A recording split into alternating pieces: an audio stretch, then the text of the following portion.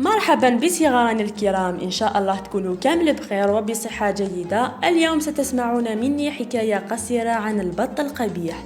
وقبل كل شيء فضلا وليس أمرا ادعمونا باللايكات للفيديو واشتراك بالقناة، فهذا يدعمنا كثيرا. يلا لنبدأ بالقصة.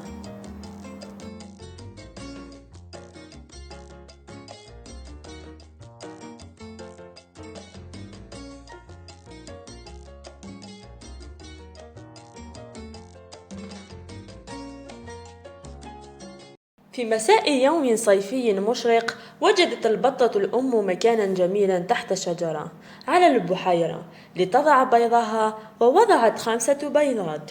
وفجأة لاحظت أن إحدى البيضات مختلفة على الأخرى.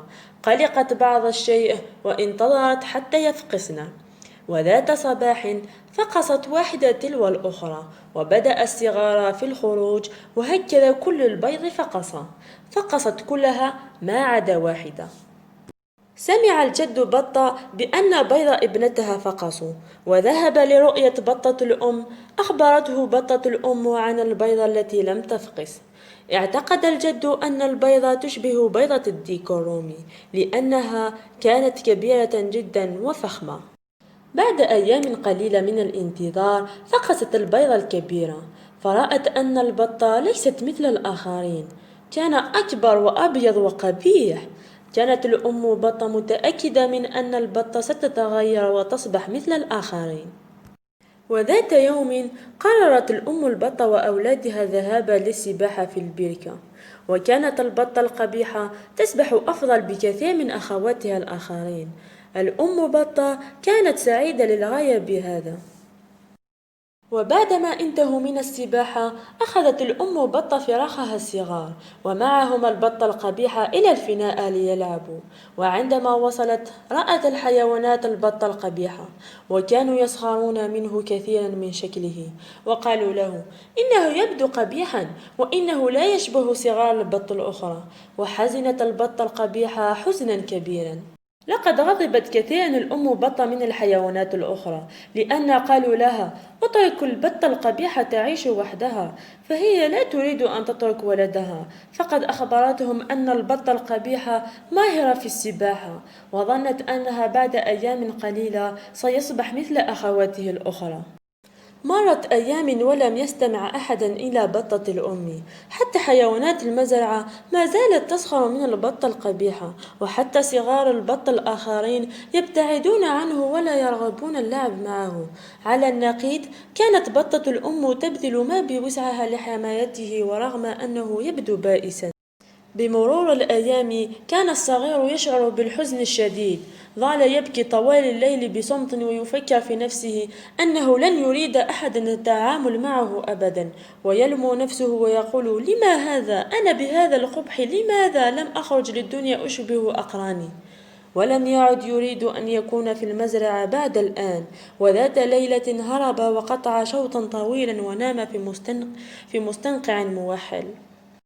في صباح اليوم التالي استيقظ البط القبيح ووجد أمامه بعض البط البار ينظرون إليه، فسألهم عما إذا كان يمكنه البقاء معهم، فرفضوا قالوا له إنك قبيح ولا تستطيع البقاء معنا. فاضطر المسكين للذهاب إلى مكان آخر. كان البط القبيح حزينا جدا. لم يكن أحد مستعدا ليكون صديقه لأنه قبيح للغاية. بدأت تمطر وظل يبحث عن مكان جاف للبقاء فيه، فلجأ إلى منزل قديم. وفي اليوم التالي فتح أحد باب المنزل وخرج كلب كبير. نبح الكلب على البط القبيح فهرب مسرعا قبل أن يهجم عليه ويأكله. مرت أيام كثيرة وجاء الشتاء والبط القبيح يرتجف من البرودة. كانت درجة الحرارة منخفضة جدا، وعاش وحده بالقرب من بركة وجعل منزله في العشب الطويل رغم الشتاء الطويل. وأخيرا جاء الربيع بأيامه المشمسة والجميلة. وذات يوم رأى البط القبيح 3 بجاعات بيضاء جميلة تسبح في البركة. فظن البط القبيح أن البجاعات البيضاء لن يتقبلونه كصديق لهم، لأنه قبيح للغاية. ولما رأوا البجع الثلاثة البط القبيح سبحوا إليه وقالوا له: مرحبا بجعة جديدة. سألهم البط القبيح: لماذا وصفتموني ببجعة رغم أنني بطة؟ فأخبره البجع أنه ليس بطة، فقالوا له: انظر إلى انعكاسك في الماء، إنك تبدو بجعة.